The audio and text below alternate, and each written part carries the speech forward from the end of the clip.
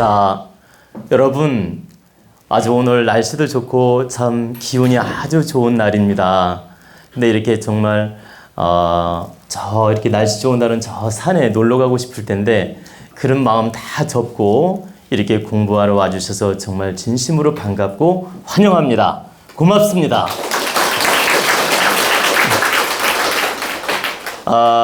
우리 사유자님께서 이제 소개를 참 잘해 주셨는데 정말 제가 소개답게 노력을 바르게 해야 될 텐데 참 많이 부담이 됩니다. 그러나 제가 앞으로 더욱더 정진하는 마음으로 여러분들의 기대에 어긋나지 않도록 노력을 하겠습니다. 그리고 이제 오늘 이렇게 제가 그 도원 공부라는 글하고 기도라는 글을 여러분들한테 나누어 줬을 겁니다. 혹시 못 받은 분이 있으면 손 들어 주셔도 됩니다. 손 안 드시면 다 받은 걸로 제가 알겠습니다. 이 도원 공부라는 글과 기도라는 글은 제가 얼마 전에 그 밴드에 글을 올려드린 글입니다. 제가 여러분들의 마음 공부와 나름대로 그 깨달음을 좀 도와드리기 위해서 일주일에 한두 번 정도는 좋은 글을 써서 이렇게 올려드립니다. 그래서 밴드에 가입을 하시면 이 글을 다 볼 수 있습니다. 그리고 이미 우리 도원대학당 회원님들이나 가입된 분들은 이 글을 보셨을 겁니다. 근데 이제 처음 오신 분들을 위해서 모두 다 함께 느끼시라고 제가 이 글을 뽑아서 드렸습니다. 근데 이제 여기서 도원 공부와 기도라는 글을 특별히 뽑아온 것은 이 글 말고도 참 나름대로 쓴 글이 여러 편이 있습니다. 그런데 이 두 개를 우선적으로 제가 뽑아서 여러분들한테 보여드리고자 하는 것은 도원 공부에 대해서 얼마만큼 많은 분들이 이해를 하실까, 정말 얼마만큼 이해를 하고 또 받아들이실까, 간접적으로 이해할까, 직접적으로 이해할까, 진심으로 느낄까, 이런 걸 정확하게 좀 알고 계셨으면 하는 뜻에서 오늘 다시 한번 숙지하는 뜻에서 또 다시 한번 공부하는 뜻에서 이렇게 제가 뽑아왔습니다. 근데 이제 여기 한번 글을 저와 제가 읽어드리고 여러분들은 이 글을 함께 보시면 됩니다. 그리고 제가 이 내용을 좀 간략하게 설명해 드리겠습니다. 도원 공부는 경전을 통한 공부는 지식을 갖추는 바탕이요, 법문을 통한 공부는 지혜를 갖추는 바탕이요, 깨달음을 얻는 마음 공부는 영혼의 질량을 갖추는 바탕이요, 경험을 통한 공부는 실증으로 실력을 기우는 바탕이요, 사람을 통한 공부는 사물을 운용하는 바탕이 됩니다.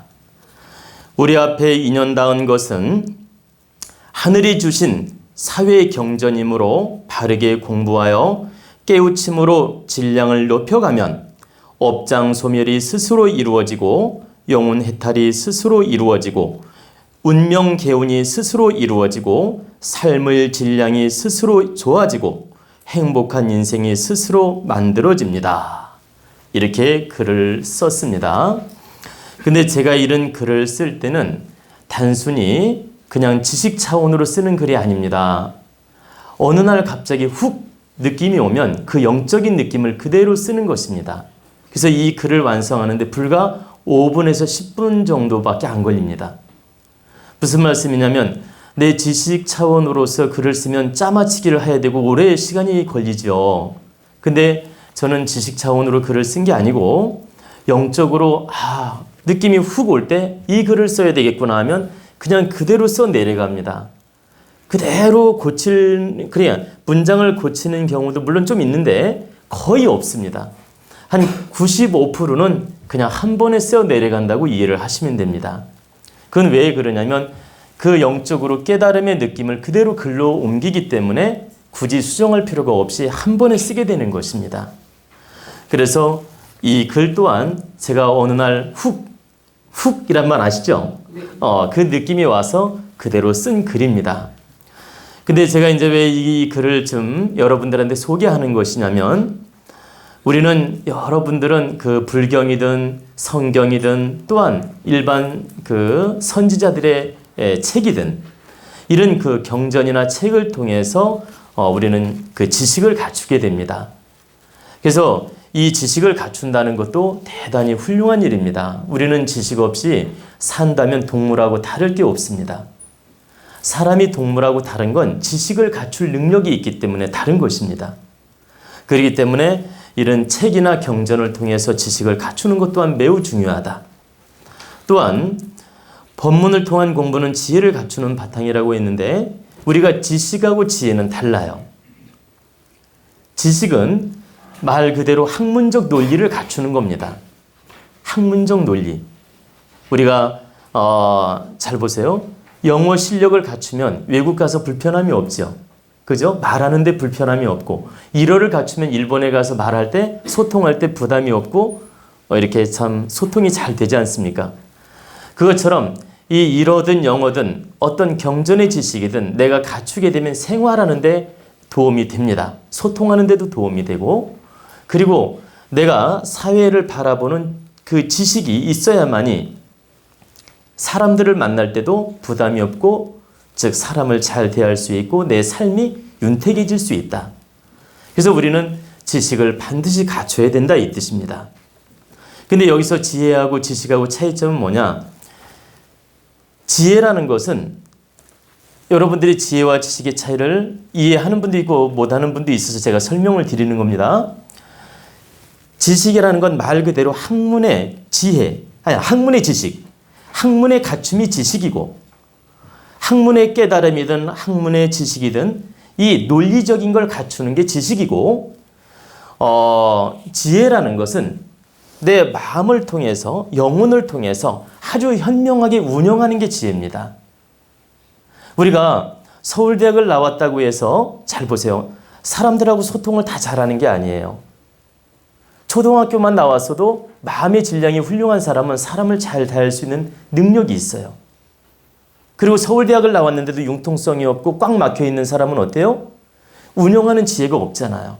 사람들하고 소통하는 행위라든가 말하는 행위라든가 사람들을 위해서 노력하는 행위라든가 어떠한 뭐라고 할까 사람들을 대하면서 마음을 헤아리는 마음이라든가 그리고 상대의 입장을 이해하는 마음이라든가 이렇게 상대에 대한 배려라든가 이런 마음이 없다는 얘기입니다.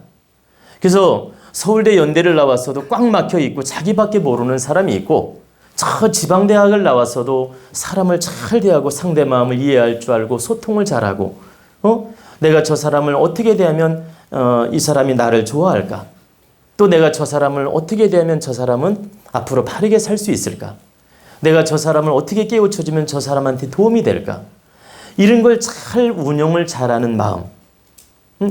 그러니까 삶의 가치관을 바르게 세워서 상대와 내가 소통을 바르게 하면서 득되게 노력하는 것이 지혜입니다.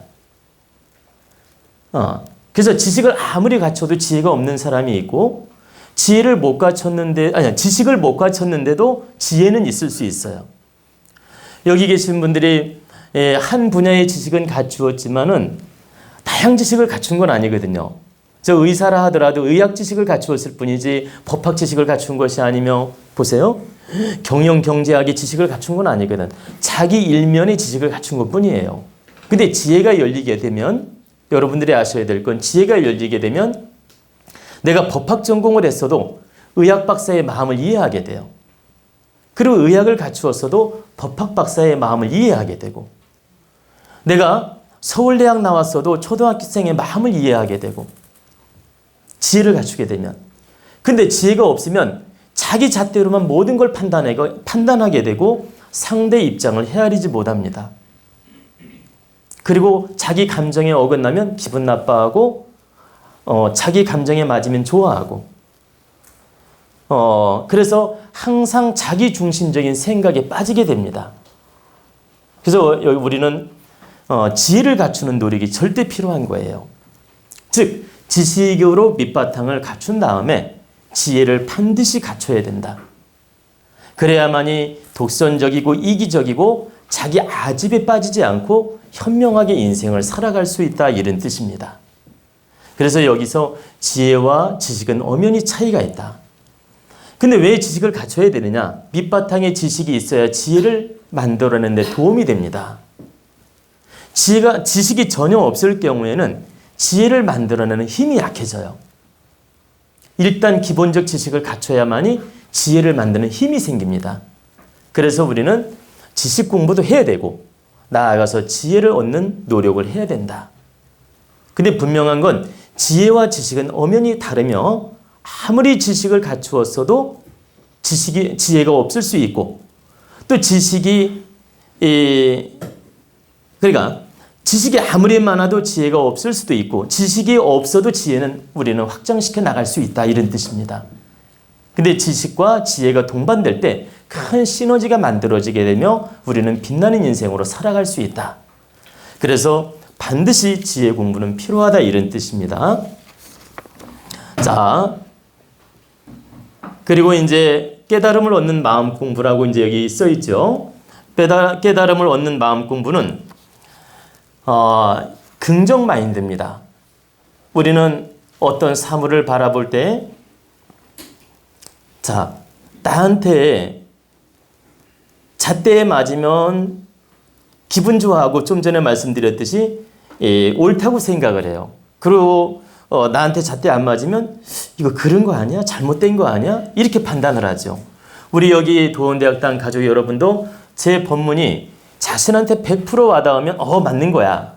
100% 와닿지 않으면 깨우뚱? 이거 아닌 거 아니야? 이런 생각을 할 수 있죠. 그래서 이 깨달음의 마음 공부라는 것은 내가 열린 마음으로 모든 걸 흡수하는 마음이에요. 긍정 마인드. 내가 이걸 모든 걸 받아들이는 마음. 대자연이 주신 모든 인연과 모든 사람이 됐든 사물이 됐든 이 인연을 주신 것이 다 나한테는 깨달음을 주는 공부다. 이걸 긍정적으로 풀어가는 거죠. 하나만 예를 들면 친구를 만났는데 친구가 나한테 기분 나쁜 말을 하고 속을 새겨요. 모함을 한다든가 그러면 우리는 열받아가지고 막 싸울 수 있어요. 근데 이것을 저 친구가 왜 나한테 이렇게 기분 나쁜 말을 했을까? 필시 이것은 하느님의 어떤 메시지를 나한테 주는 것이다. 나한테 어떤 깨달음을 주려고 이런 아픔을 주는 것이구나. 그러니까 친구가 모함을 하고 아픔을 주었어도 이걸 내가 받아들이기에 따라 큰 공부가 된다는 거죠. 근데 내가 그 친구를 원망만 하면 어때요? 기분 나빠지고 왼수처럼 느껴집니다. 근데 내가 이걸 긍정적으로 공부로 받아들이면 집에 돌아와서는 기분 나쁘지 않아요. 그 친구를 이해하게 돼요. 그리고 나 또한 그 아픔을 통해서 공부를 하게 되고, 그리고 중요한 것은 나한테 아픈 인연이 올 때는 반드시 나한테 깨우치라는 뜻이 있어요. 그리고 반드시 내 잘못이 있다는 뜻이고, 그리고 반드시 하느님이 어떤 메시지를 주려고 아픔을 주는 겁니다. 그게 모함이 됐든 아픔이 됐든 괴로움이 됐든. 그래서 어떤 인연이 나한테 괴로움을 줄 때는 반드시 나한테 먼저 잘못이 있구나 반성을 해야 되고, 두 번째는 하늘이 나한테 깨우침을 주려고 이런 인연을 주었구나. 이렇게 긍정 마인드로 받아들이는 것이 바로 깨달음의 마음 공부입니다. 그리고 이제 바로 이 깨달음을 얻는 마음 공부는 영혼의 질량을 갖추는 바탕을 해 그랬죠. 바로 우리는 생각 에너지, 마음 에너지, 영혼 에너지가 있는데 바로 영혼의 질량을 높여가는 게 바로 우리는 깨달음 공부다, 마음 공부다, 이런 뜻입니다. 우리가 마음 공부를 긍정적으로 하다 보면 영혼의 질량이 높아진다, 이런 뜻이에요. 그리고 영혼의 질량이 높아져야만 우리가 해원 해탈을 할 수가 있는 것입니다. 영혼의 질량이 탁해지거나 낮아지면 절대 해원 해탈할 수가 없습니다. 영혼의 질량이 맑아지고 질량이 좋아져야만이 우리는 해원 해탈할 수 있고, 영혼의 질량이 아주 좋아져야만이 하늘나라 가서도 천상계에 가서 집착이 없습니다. 그리고 훌륭한 영혼신으로 거듭나가지고 해원 해탈을 하게 돼요. 열반 경지에 이른다는 얘기입니다. 저 불가에서 열반하죠. 그 아무 집착이 없고 정말 천상세계에서 걸림이 없는 상태가 바로 열반이라고 할 수 있습니다. 바로 영혼 질량이 높아질 때 열반에 들어갈 수가 있다, 이런 뜻입니다. 그리고 이제 우리가 경험을 통한 공부는 실증으로 실력을 키우는 바탕이오라고 말씀을 드렸죠. 우리는 사물을 늘 경험하고 있고 사물을 통해서 배우고 있습니다. 근데 우리가 그걸 경험을 통해서 공부하는 마음을 갖지 않아서 모르고 지나가는 겁니다. 그 명심보감에 보면 불경일사면 불장일지란 말이 있습니다. 한 일도 경험하지 않는다면 한 지혜도 늘지 않는다. 우리는 많은 경험을 통해서 새로운 깨달음을 얻고 새로운 지식도 얻고 새로운 그 아이템이 생기게 돼요. 그리고 자기가 어떻게 앞으로 해야만이 도움이 될 건지도 알게 되고, 그래서 우리는 일상적으로 사람을 만나 경험을 쌓는 경우도 있고, 또 예를 들어 버스를 타면서 경험을 쌓는 경우도 있고, 심지어 영화를 보면서도 경험을 쌓는 그 공부가 있다라는 거죠. 그래서 일상적으로 우리 눈앞에 펼쳐진 모든 경험들은 전부 내 실력을 키워주는 공부라고 이해하시면 돼요. 근데 우리는 일상적으로 걸어다니면서 공부를 하고 있는데 그걸 공부로 받아들이지 못해서, 깨우치지 못해서 그냥 무감각으로 지낸다고 보시면 돼요. 우리는 생각을 열어놓고 살아야 되는데 늘 닫아놓고 눈앞만 바라보는 거예요. 그래서 사물을 바르게 못 보는 것입니다. 그래서 우리는 우리 대학당 가족이나 유튜브를 보시는 분들은 오늘부터 생각을 좀 열고 내 앞에 주어진 모든 인연이나 내 생활에 있어서 이건 다 내 앞에 주어진 경험이 다 내 공부다. 그리고 내 실력을 키우는 공부다. 이렇게 받아들이시면 됩니다. 그리고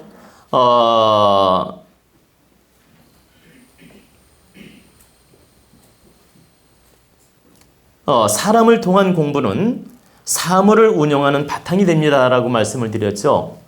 우리는 사람을 늘 만나게 되고 대화를 하게 되고 사람을 사귀게 되면서 우리는 좋은 기운을 나누게 됩니다. 그러니까 사람을 통해서 우리는 상처도 받고 사람을 통해서 좋은 기운도 얻고 사람을 통해서 배우게 되고 사람을 통해서 늘 내 질량이 좋아지고 내 질량이 탁해지기도 하고 내 질량이 아주 빛나지기도 하고 이렇게 변화가 일어납니다. 그러니까 사람과 사람이 통하면서 기운을 나눌 때 가장 좋아질 수도 있고 나빠질 수도 있고 이런 변화가 많이 일어난다는 겁니다. 근데 내가 이걸 공부로 받아들여서 긍정적으로 소통을 잘하면 아무리 악조건이 와도 내 질량이 좋아지고 내 질량이 막혀있고 탁해있고 좁아있고 옹졸해있고 아주 폐쇄적이고 이렇게 막혀있으면 주변에 아무리 좋은 사람이 와도 하나도 좋은 사람이 없는 거예요. 근데 내 생각이 열려 있어서 사람을 잘 대하는 노력, 소통을 잘하는 노력, 인간관계를 잘하는 노력을 하게 되면 어떤 인연이라도 다 나한테 득이 된다는 거죠. 그래서 탁한 인연이다, 좋은 인연이다, 나쁜 인연은 내 스스로 먼저 만든다고 이해를 하시면 돼요.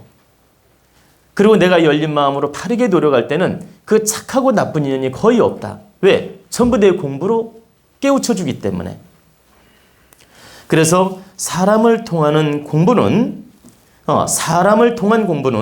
사물을 운영하는 바로 큰 바탕이 됩니다. 내가 지혜롭게 이 세상 사물을 운영하는 근본적 공부가 되며 내 질량을 높여서 사물을 잘 운영할 수 있는 힘을 얻게 된다. 그래서 바로 이 사람을 통한 공부가 매우 중요하다는 뜻입니다. 그리고 여기 계신 분들 하루에도 12명이 아니라 100명도 만날 수 있고 1000명도 만날 수 있죠. 근데 그 많은 인연들을 통해서 우리는 좋은 기운도 얻게 되고 때로는 막 짜증이 나기도 하고 때로는 기쁘기도 하고 그죠? 때로는 막 그 친구를 통해서 큰 깨달음을 얻어서 내 인생관이 바뀌는 경우도 있어요. 하나만 예를 들어봅시다. 제가 이제 이거 제 경험담을 잠깐 들려드릴게요. 제가 8, 9살 때 그 서당회를 다니는데 이웃집 할아버지가 제가 서당에 갔다 올 때면 길목에서 논두렁에서 풀을 깎고 있어요. 그 할아버지가. 그때 당시 한 7, 80대 노인이었어요. 논두렁에서 이렇게 풀을 깎다가 제가 서당에 갔다가 쫄랑쫄랑 오면 붙잡아요, 저를. 붙잡고 앉혀놓고 한 30분씩 얘기를 합니다. 근데 무슨 얘기를 하냐면 서당에서 무슨 공부를 했니? 인생은 이렇게 사는 거다. 인생은 이렇게 살아야 된다. 하면서 막 좋은 이야기를 들려주시는 거예요. 그 영감님이. 근데 그 좋은 이야기를 그때는 그냥 편안하게 받아들인 거예요. 근데 그 중에서 몇 가지가 기억이 나는 게 있는데 제 인생관을 바꿀 수 있을 만큼 좋은 말씀을 듣게 된 거예요. 그 어린 나이에. 그래서 제가 지금 이 자리에서 구체적으로 다 말할 수는 없지만 제가 한 가지만 좀 소개를 해드리면 사람들이 너를 보고 머리를 기르고 서당에 다니니까 아마도 너를 보고 비웃거나 너에게 상처적인 말을 많이 할 것이다. 그러나 그런 거에 동요되지 마라. 너는 장차 다른 사람이 하지 않는 공부를 해서 이 세상에 특별한 사람이 될 것이며 빛나는 인생을 살 것이며 너는 장차 훌륭한 사람이 되려고 이 공부를 하는 것이다. 그러니 다른 사람이 다 학교를 다니고 다른 공부를 하는데 너는 지금 어렵게 고생하면서 이 서당에서 공부를 하는데 이것을 나쁘게 생각하지 마라. 네가 지금 어려운 환경에서 이렇게 서당 공부를 하고 한문 공부를 하지만 이 세상이 반드시 너를 알아줄 날이 온다. 지금은 이렇게 한글 잘하고 영어 잘하는 사람들이 대우를 받고 좋아 보이지만 나중에 세월이 지나면 한문 공부 잘한 사람을 쓰게 된다. 그러니까 걱정하지 말고 누가 뭐라 해도 열심히 공부해라. 그리고 너는 지금 특별한 모습을 갖추고 너는 공부를 하고 있는데 바로 이 특별한 모습이 너를 특별하게 만들 것이다. 그러니까 다른 사람하고 똑같이 따라가지 못하는 거에 대해서 슬퍼하지 말라 이런 뜻이었어요. 왜냐면 저는 어릴 때 그런 상처가 많이 있었습니다.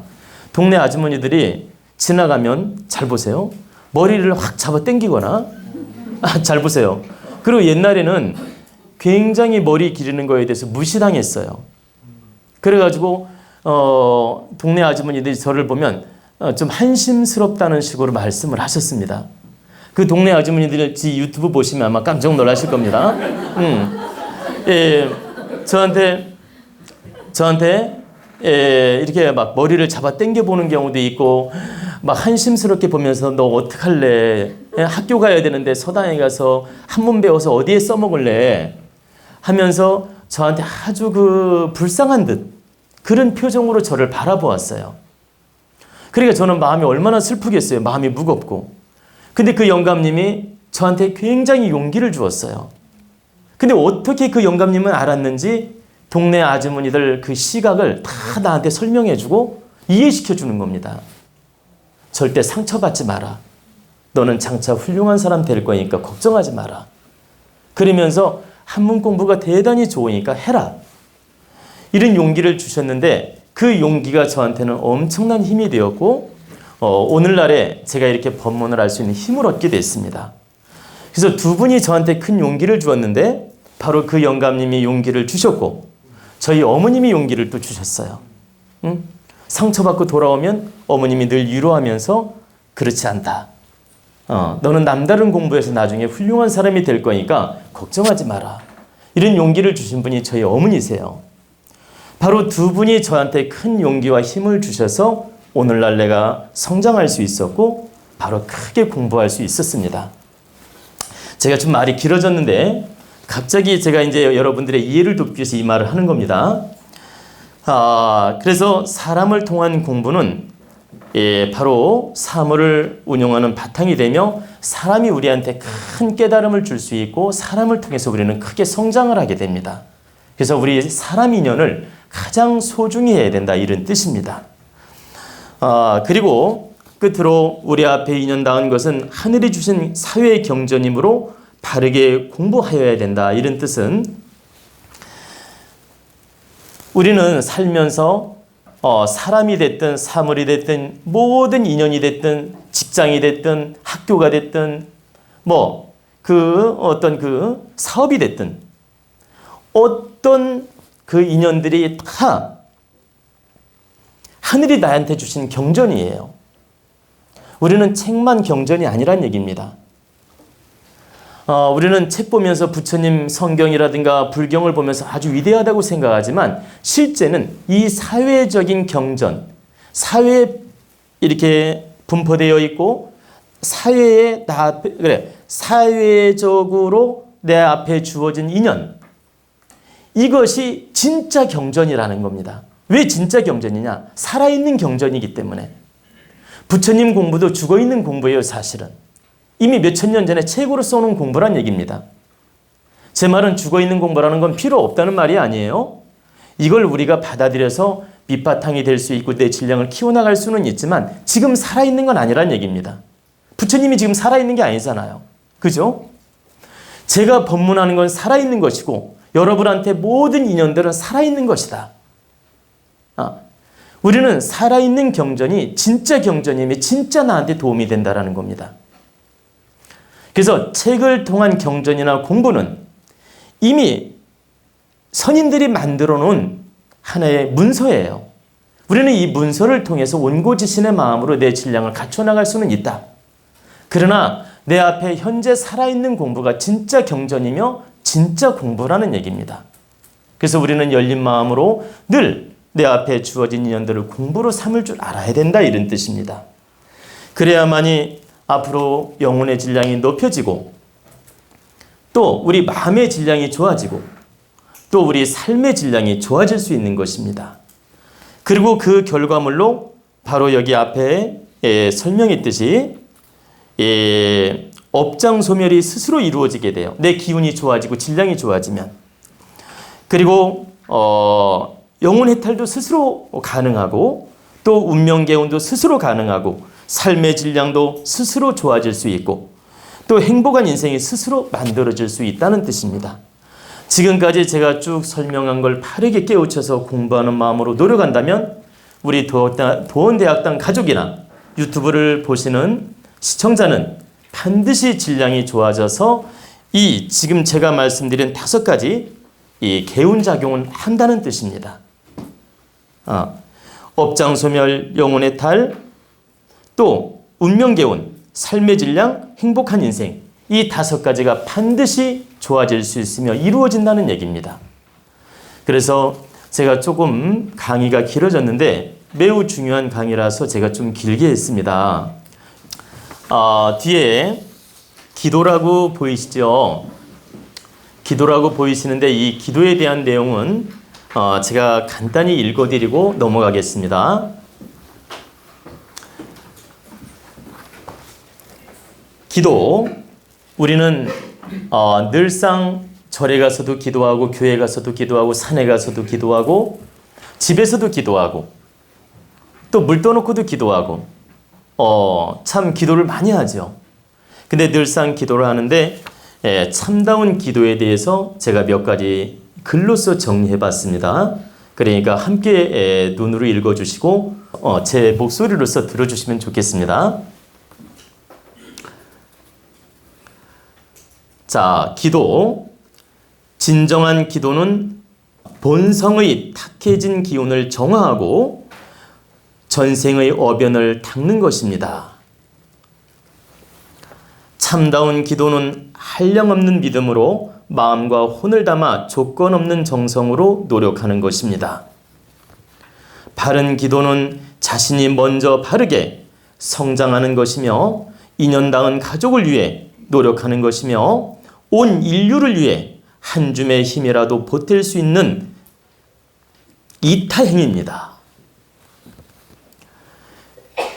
조상을 위한 기도는 내 영혼을 성장시키고 빛나는 인생으로 살아가는 것이며 조상이 집착에서 벗어나 해탈해원할 수 있도록 바르게 제도하는 것입니다. 아름다운 기도는 보이지 않는 마음으로 상대를 위해 노력하는 것이며 소리 없이 자연에 순응하는 것이며 순결한 마음과 영혼으로 노력하는 것입니다. 이렇게 참다운 기도에 대해서 제가 읽어드렸습니다. 그래서 이 글을 제가 하나씩 나눠드렸으니까 집에 가져가서 다시 한번 읽어보시고 마음으로 좀 생각해 보셨으면 하는 뜻에서 이 글을 나눠드렸고, 제가 또 유튜브를 보시는 분들을 위해서 읽어드렸습니다. 그러니까 진정한 기도가 무엇인지 우리 다시 한번 생각해 보시라는 뜻입니다. 제가 여기까지 1차 참 법문 강의를 했습니다. 하여간 여러분들이 제 강의가 정말 마음속으로 받아들여진다면 정말 여러분들은 1차적으로 깨우침을 얻으신 것입니다. 그리고 마음속으로 좀 이해가 안 됐다 하면 아직 좀 더 공부하라는 뜻이고요. 그러니까 지금 제가 말씀드린 이 법문이, 이 강의가 마음속에 팍팍 꽂히고 와닿는다면 여러분들은 이미 일부 깨우침을 얻으시고 일부 공부가 많이 되신 것입니다. 그러니까 내가 이 강의가 마음속에 꽂혔다, 안 꽂혔다, 이걸로써 내 질량을 지금 측정해 보시면 돼요. 그러니까 잘 받아들여서 좀 노력해 보시기를 바랍니다. 고맙습니다.